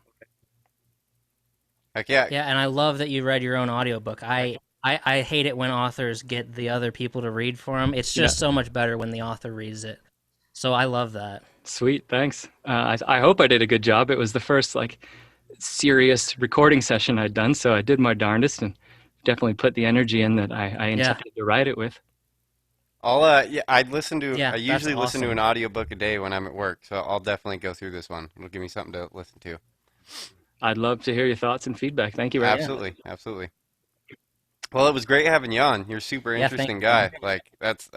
I love talking to people that have just done crazy things, and that's some crazy stuff. And I'd like much appreciation because again, it's something I've like kind of held close to my heart that I think it's just a weird time to be a man. You know what I mean? And there's not much, other than military or that it's kind of just video games. You know what I mean? And I think it's a real negative thing that's happening with men across the board is and you're starting to see the results of all this and they're not. I know I just gave the plug and that's normally end time, but do we have a few minutes we can like Yeah, dig into that thought? yeah, Yeah, absolutely. So with this idea of like the need for it and how it's negative because there's a void, girls are getting an incredible head start, and it's great. It's healthy, it's good. And like in schools, there's taught this thought of, here are your strengths as a woman, here's your, or as a female, you've got like incredible communication, incredible empathy. How do we nurture that? And there's a beautiful, like, you see girls' camps, you see women's retreats, you see books that are designed towards nurturing these natural strengths. Guys don't have that. There's nothing that says like, hey, here's your natural strengths. It's not toxic just because you're male. In fact, I think Right. that like the toxicity comes from there is no guidance. So the solution isn't like give less guidance, and it should be here's here's the path to embrace these new kind of natural strengths as a total generalization that males end up getting. And instead of using violence for the strength, how do you create toughness in virtues? And that's what this book is all about. And like that's what the point of a rite of passage was in the first place, to show here's how you protect your tribe, and here's how you handle yourself with competence. Um, and that's what's the aim of this project, this book. Is this something you've kind of held close to your? Was there a reason that you're going down this path of like, you know, of trying to help young men, or do you just detach that from your childhood, or I had always thought like I'm going to write something for guys at some point. And the honest truth is the editor, the publisher came to me and said, "Hey, we heard about this feat. We want this book." And they were kind of going along the lines of like a different approach of uh, there's this need to answer the Me Too movement. There's this need to answer toxic masculinity. I was coming with like, there's a need to harness it. And it became this beautiful synergy in writing the book because we had these two um, complementary interests or reasons for wanting to write it. While writing it, there were some tragedies that happened to young men in my life, and then it became like I'm writing specifically for you, for these young men who would. I'm not going to go into their details because that's their story, but I was like, I'm going to do everything I can to say like, here's how to handle that.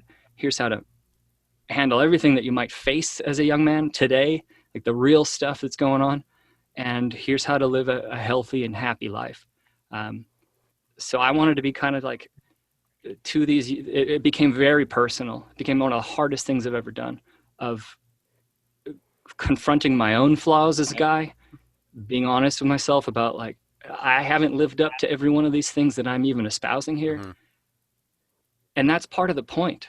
Like we all don't have to be perfect. We don't have to have our shit 100% together. We can drop F-bombs on the show and that's totally cool. And like that's real.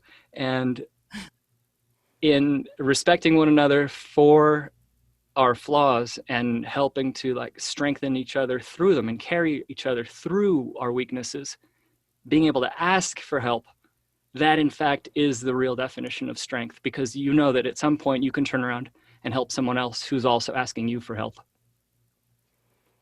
Yeah, I find like, you know, I work construction. I'm around like, men, the manly man guys all the time, Right. and I just I don't know what I get really irritated, like especially guys my age, like just watching them, and I don't know if this is kind of some of the paths like in your book, like addressing, but I feel like a lot of them, like I'll hear them like talk about their girlfriend or something like that. You know what I mean? And it's just like there's no, you just see respect and just like really negative attributes. Just keep going. Like I have friends that I'll hear them like talk about their girlfriend or something, or they did this, and oh fuck her, blah blah blah blah, and I'm like, this is, so negative. Like everything that's going Totally. on in your, and it's, yeah, I don't know if it's just culture.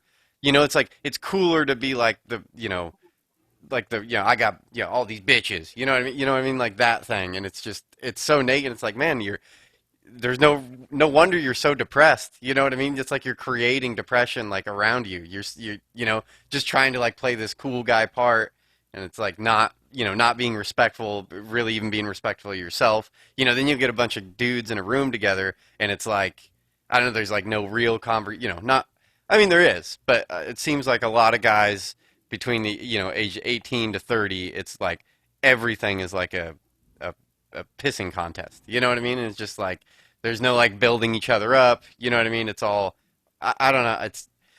I don't know if that kind of plays into your book at all, but it's I feel like really negative to be a guy. You know, it's always yeah, having a heartfelt conversation with a guy is like, you know, completely taboo. Like you can't do that. You know what I mean? And then That is 100% the intent of this book. Instead of 18 to 30 never being able to handle even a real conversation, let alone think of a woman in a way that is not objectifying. I mean, even just like to put a guy down, it's like, oh, you're such a little girl, or don't be such a little bitch, or like against homosexuality, don't be so gay. Like that's what I grew up learning. Like that, hmm it's those are awful messages, and that's exactly what this counters. Is these are humans. Other guys are also humans. You can be real with other people, and laying out this framework of like the most badass adventurers that I've ever heard of are the ones teaching these lessons. I wanted to make it like it's actually awesome to like Everest level awesome to be vulnerable and talk about what's really hurting. Or it's actually like the most incredible thing you can do to talk your men like Shackleton did through their struggles and hear what's going on in their lives and tell what's going on in yours. 100% agree with you. yeah, I think it's a real red flag when someone won't show any emotion. You know what I mean? I'm like, man, Hmm. something's going on in there. Like you, There's a lot underneath yeah, that. yeah. Well, rock and roll, man. I loved having you on. You were an excellent guest, and I will definitely push this because I it's something I kind of hold. You know, I really do think you're doing something awesome, and I hope Thank you I guys. hope it snowballs Yeah. and that you get you get some real traction with it. That's awesome. Brad, Eric, I appreciate you guys having me on. If you're listening, like this episode, subscribe to this show, forward it to your friends. It helps the show. Thanks a lot, Yes. guys, for having me on. I appreciate it very much. Thank you very much, man. Have a good day. Thanks, John. Cool. Yeah, Okay. you're gonna have to mess with that audio. Were you noticing that too? All right. No. It was weird. At the beginning, Uh-uh.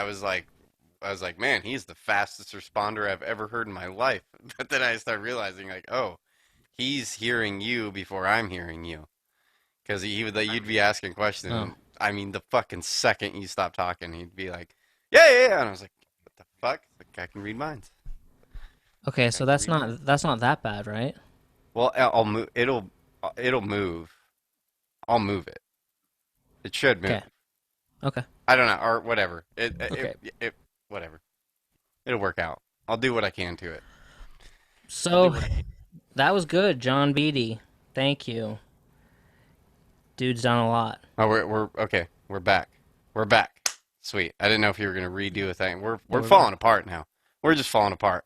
I'm fucking Yeah. on no sleep. You're fucking turning. You know what are you? 28, going on 90. Fucking. Yeah, exactly, dude. Are you I'm on pain? Are hurting. you on pain pills right I'm gonna now? try to work tomorrow. Is that Not extreme is that ones. taboo? You just little grumpy pants. No.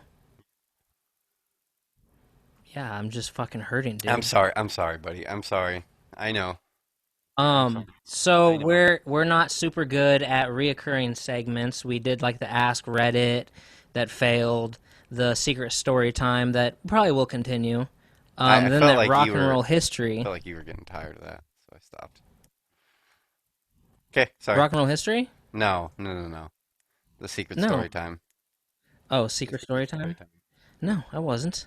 Um, but there's so I was for the longest time now. I've been listening to radio from 10 years ago, and the show that I've listened to, I'll just say it's called Ron and Fez.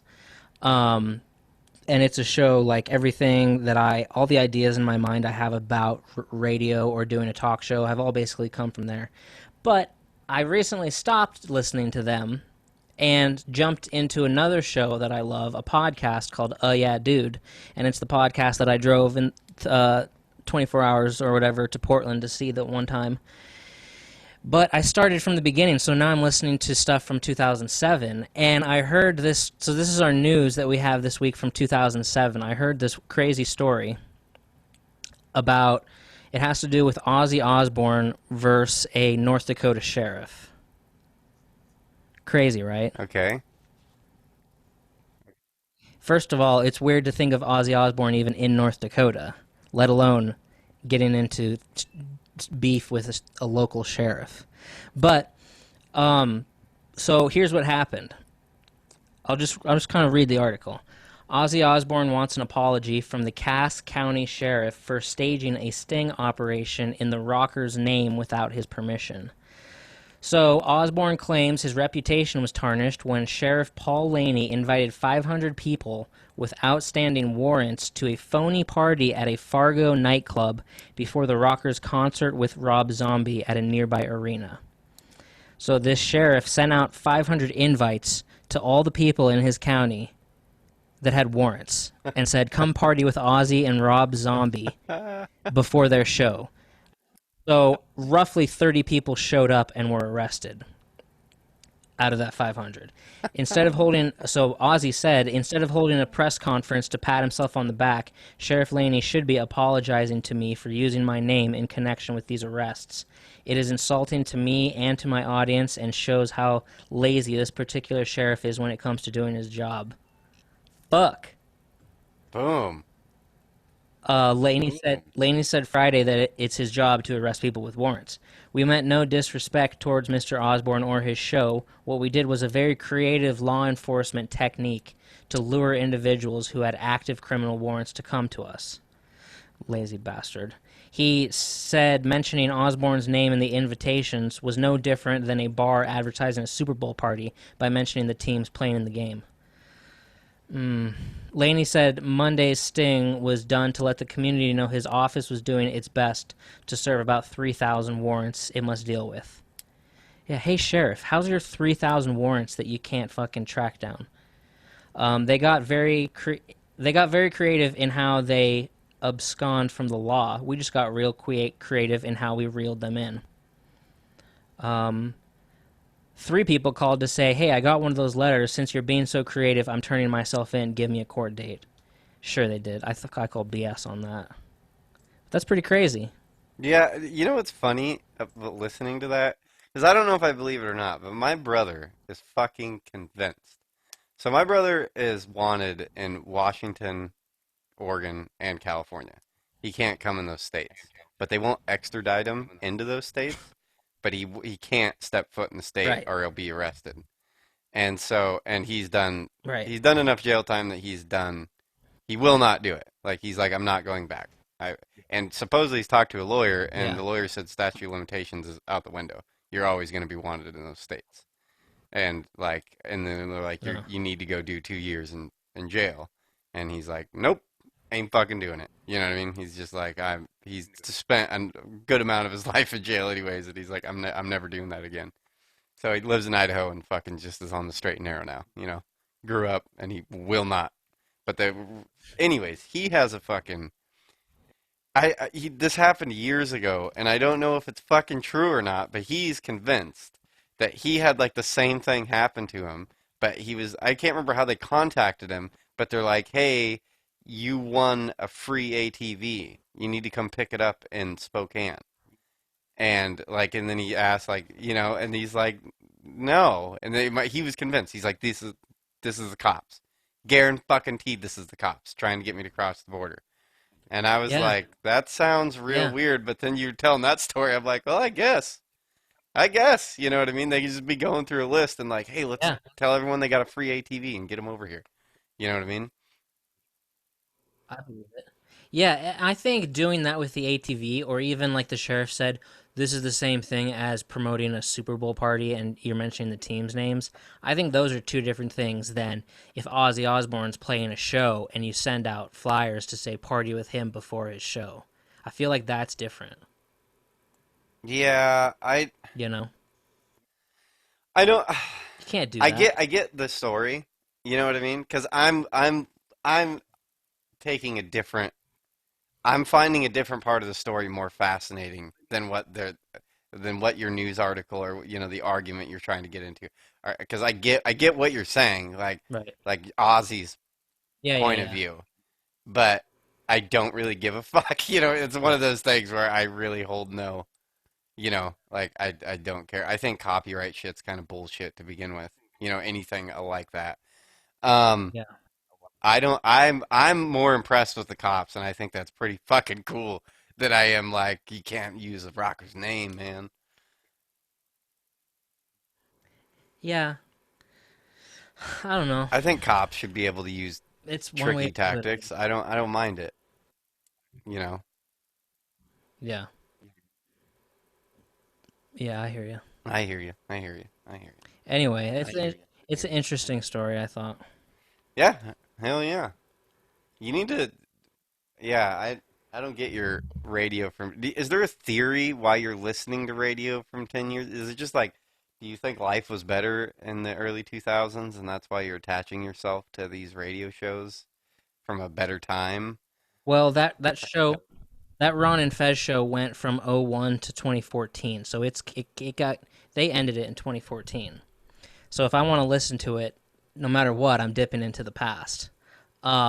Oh yeah, dude is still going, but I dipped into like their most recent episodes, and I was just like, I feel like it used to be better back then. And I wanted to hear some legendary stories and stuff that were told on there back then. So I'm just like, I'm just gonna go start over and listen to the beginning of it. That's all. But the other show was canceled, so if you're gonna want to listen, you got to listen to the past anyway. Hmm. Hell yeah. Hell yeah. It is what it is. Oh, and I just laying down in my fucking like as a vegetable today. I started a new Netflix show called Away. So good.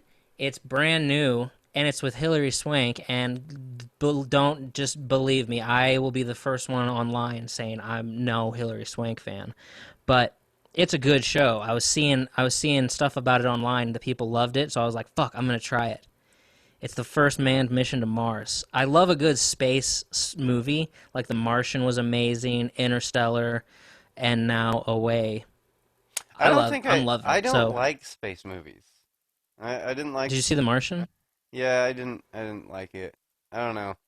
Oh, I love. I don't like Apollo 13. I don't know, like just space movies. I don't know. They all have this kind of vibe, and I'm just not.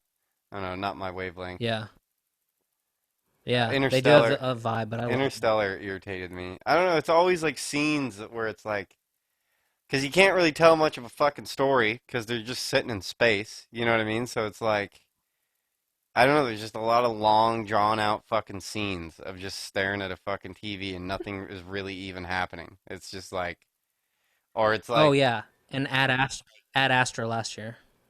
Very I good. did not watch that one. No, it seems to me that stuff's happening all the time, but that the theme is kind of like, oh, here's a problem, then we get past it. Here's another one, and another one, and another one, and another one. It seems like on a space shuttle trip, there's problems happening Yeah. constantly that are like, we're all gonna die. We're Don't all ever gonna die, don't and ever then go on a spaceship because there's not a single movie yeah, where something doesn't break on the spaceship. right. There's always like, oh, the thing's not opening, so we have to go out and climb on the side of the ship and fucking manually do it. But then someone dies, and someone Yeah. else has a secret. There's always like someone on the crew always has some secret that you find out, and so it doesn't seem like nothing's happening, but it seems like there's sort of a pattern between all of them, I think. Yeah. But I Well, love. they rely heavily on, that thing people do in movies where like yeah, the scene where they're outside and they're fucking, Yeah, and something bad is gonna happen. You know what I mean? It's just like, and it's like this yeah, 5, 10 minutes drawn out thing of them like, yeah, and it's just like this whole fucking ordeal where there's no words spoken and it's just, and then, yeah. and then Grab fucking, my hand. yeah, Grab it's, my hand. yeah, or Oh. warea, yeah. Or he Yeah, I love it. can't get the piece to fit in right, and he's like, yeah, it's ridiculous. There's some timer that's just ticking down Yeah, somewhere. yeah, Five, for some, four, yeah, three. Like, oh my yeah. god, that's great. Uh, Oh, I love that shit. what did the science book say to the math book? I don't know. You got problems, man. Eric and Bradshaw at gmail.com. Eric and Bradshaw at gmail.com. All the support's appreciated. I'm sorry, Brad's operating at about 35% today. So that's about it for me. Well, we love you Um, guys.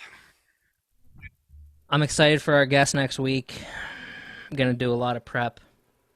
It's I gonna be a good one. I think this was my favorite guest. I really liked this guy. I think I would like him in real life. I have my secret top three. Yeah. Hell yeah. Mm-hmm. He was really good. Not to Yeah. pick favorites, but I just liked what he had to talk Yeah. about.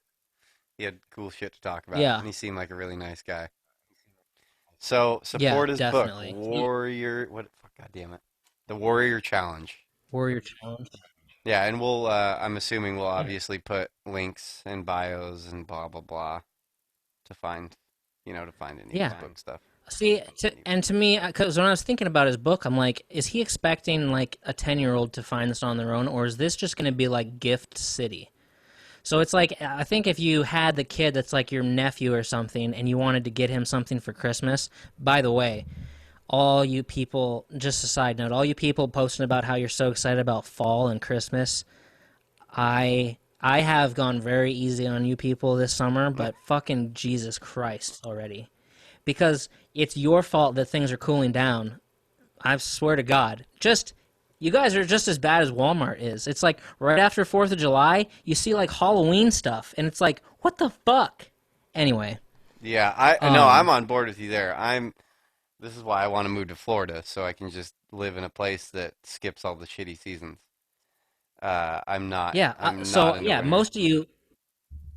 most of you don't have this fucking slow or quick decline into -50 temperatures like I do here in the next couple months, but I want summer to last forever right now, and I don't want to go through that, but everybody out there is just wishing for it. But I'm just thinking, since it's time to almost for me to start thinking about Christmas presents, it's good to do it start early. Like if you have a nephew, you can get him that book and then get him like a video game as well, and just be like, boom, here you go, the book and the game, because you'll be bored one day and you'll just be flipping through that book, and you might help somebody out. Heck yeah. I'm excited to listen to it and hear what he has to say in there. But Yeah, report back. we'll do. We'll do. Well, I love you, buddy, and I love all you guys. Thanks for the support. We're good to sign off. We Thanks, good? buddy. Good to go? Yeah, Rock and roll. yeah. Well, I'm going to lie down. until next week, we'll get an update from Brad on if he's dead or not. Rock and roll. I hope you guys have a good day, and talk to you later. Bye!